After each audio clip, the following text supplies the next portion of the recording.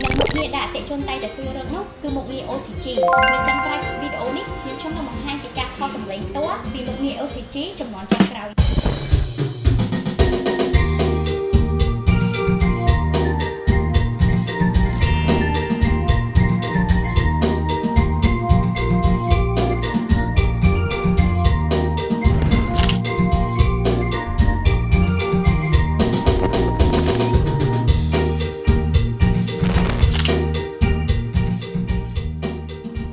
ឥឡូវនេះសូមអង្វរអារម្មណ៍លោកអ្នកមកមើលរូបរាងដ៏ប្រណិតរបស់ Nikon S103 Plus នេះតែម្ដង model នេះជាប្រភេទធុងឈើស្រោបជាមួយនឹងស្បែកសម្រាប់ទំហំអប្លូបាសវិញរហូតដល់ទៅ2ទឹកកម្លាំង